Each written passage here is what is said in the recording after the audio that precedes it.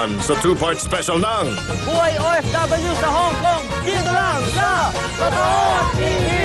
mamaya pagkatapos ng aksyon journalismo sa primetime panalo ng TV5.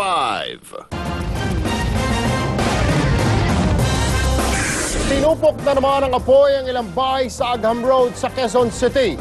Pangalawang beses na itong nangyari ngayong taon kaya hinala ng mga residente talagang may gustong magpalayas sa kanila. Gerard de la Peña, ikwento mo. Masamang umaga ang gumising sa mga taga-Agham Road sa QC. Ang mga residente, mabilis na sumibat sa kanilang bahay. Bit-bit ang damit na suot at kung anumang bagay na madampot at pwedeng isalba. Matapos ang isang oras na kalbaryo, ito na ang eksena. Nagkalat ang mga gamit na naging uling, kasama ang 30 bahay na bigla ang naabo. Rinig po namin na sumigaw na sunog, nataranta na po kami. Binuhat na lang po namin yung uniform at saka yung isang electric pan. Kanyang hakot na kami. Dito po kasi nag-umpisa sa sa bandang dulo. Bukod sa nawala ng tahanan, 24 na residente pa ang may souvenir na sugat mula sa nangyaring sunog. Nagdedebate ngayon ang mga residente at pulis kung anong naging mitya ng apoy. Sabi ng mga nakatira sa Agham, may narinig silang pumutok na transformer ng kuryente.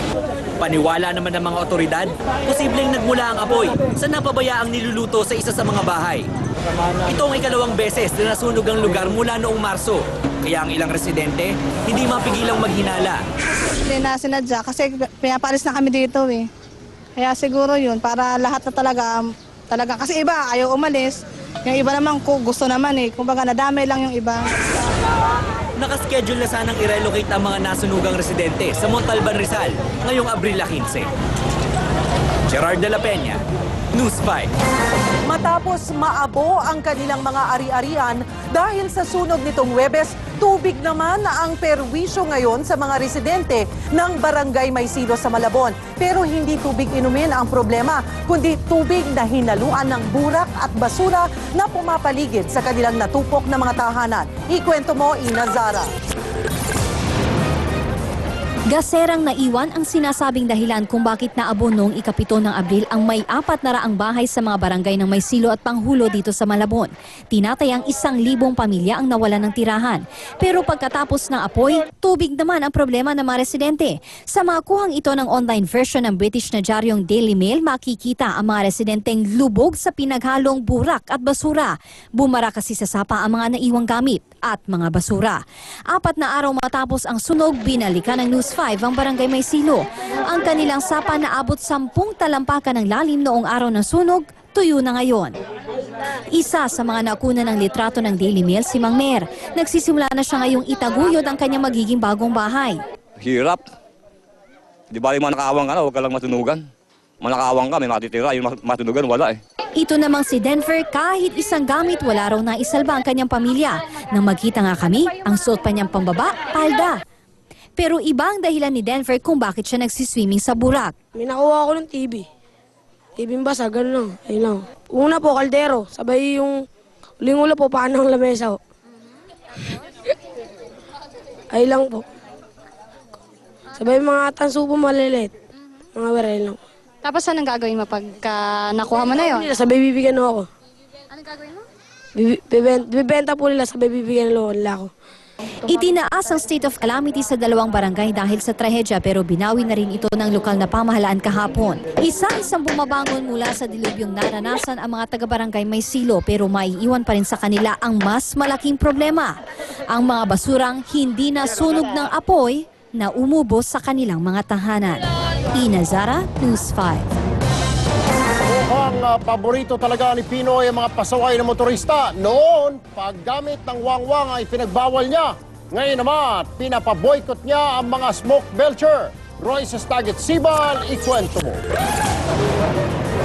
Ang Pangulong sanay na sa binubugang carbon monoxide ng Yossi. Mainit ang ulo ngayon dahil sa carbon monoxide na ibinubuga ng mga tambutso ng mga pasaway na sasakyan.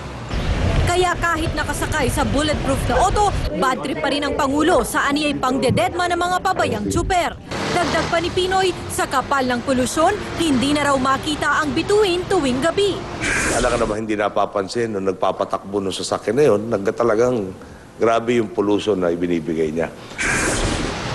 Sa datos ng Department of Environment and Natural Resources, 80% ng polusyon sa buong Metro Manila galing sa ibinubugang usok ng mga sasakyan. At dahil parang hindi umuubra ang anti-smoke belching campaign, si Pinoy na ang nanawagan sa mga commuter na i-boycott ang mga smoke belcher na pampublikong sasakyan.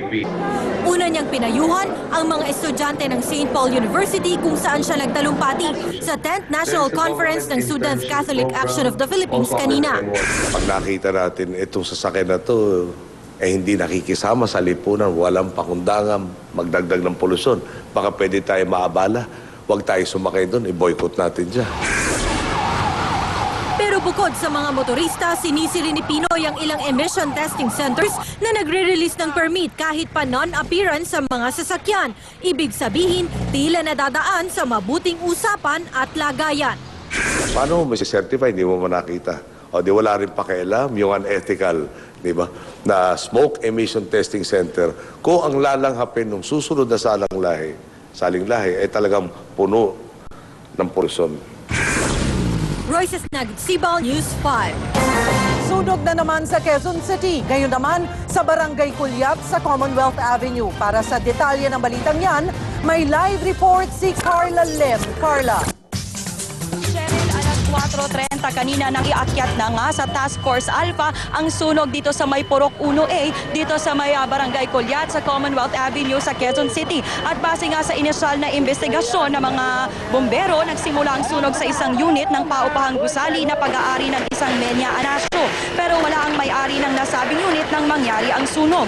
Mabilis daw na kumalat ang apoy dahil gawa sa light materials ang mga bahay dito. Tinatayang nasa 200 bahay ang napinsala. 100 pamilya naman ang apektado ng sunog. Ayon nga sa Quezon City Fire District, nahirapan silang pasukin ang lugar dahil sa kitid na mga eskinita rito. Kinakailangan pa raw nilang manggiba ng mga pader para makapasok. Humigit kumulang 50 fire trucks ang rumisponde, pero dahil nga hindi makapasok sa nasusunog na lugar, humamba lang ang mga ito sa underpass ng Tandang Sora Commonwealth. Nagdulot tuloy ito ng pagbigat ng daloy ng trapiko. Ang mga residente naman, kanya-kanyang bitbit na ng mga gamit na pwede pang maisalba. Wala pa namang napapaulat na patay o lubhang nasugatan sa sunog maliban sa 2 taong sugatan dahil nga tumalon sa pader kanina. Patuloy naman na iniimbestigahan ng mga otoridad ang sanhi ng sunog sa ngayon. Cheryl, sa kasalukuyan nga ongoing pa rin itong pag-aapula ng mga bumbero natin sa nangyayaring sunog at paalala nga ng mga bumbero sa ating mga kababayan na ngayong bakasyon ay dobling ingat daw at kung sakaling hindi naman ginagamit itong mga appliances ninyo ay bunutin ang saksakan para iwas nga daw sa sunog. At sabi nga rin nila kung sakali daw na merong sunog sa inyong lugar, agad na tumawag sa emergency number na 117 para sa agarang pagresponde. At ngayon nga sa kasalukuyan kasama natin ang News 5 Action Center para tulungan yung ilang mga residenteng naapektuhan nga ng sunog dito sa may Barangay Culiat sa Commonwealth Avenue dito sa QC. At yan muna mga impormasyong ating nakalap sa ngayon at tututukan natin ang sunog dito hanggang sa tuluyan ng mag-fire out. Cheryl? Maraming salamat, Carla Lim. Tayo sa tax evasion case si Congressman Mikey Arroyo. Nanindigan ng BIR na malakas pa rin ang kasong tax evasion na isinampa nila laban kay Arroyo at sa kanyang asawa. Yan ay kahit pa lumabas sa isang report na naibenta na ang mga kinikwestyong ari-arian nila sa Amerika. Andrea Bautista, ikwento mo. Itong 5-bedroom beach house na dati umanong pag-aari ni ang galing party list representative Mikey Arroyo at kanyang asawang si Angela sa Foster City, California. Sa report ng Vera Files, naibenta na ang bahay noong nakaraang buwan ng kumpanyang Beachway LCC ng mahigit $1 milyong o mahigit 48 million pesos. Ayon pa sa report, part owner si Congressman Arroyo sa kumpanyang ito. Pero kahit naibenta na ang sinasabing bahay ni Arroyo, malakas pa rin ang halos 74 million peso tax evasion case laban sa kanya. Ayon kay BIR Commissioner Kim Henares, taong 2004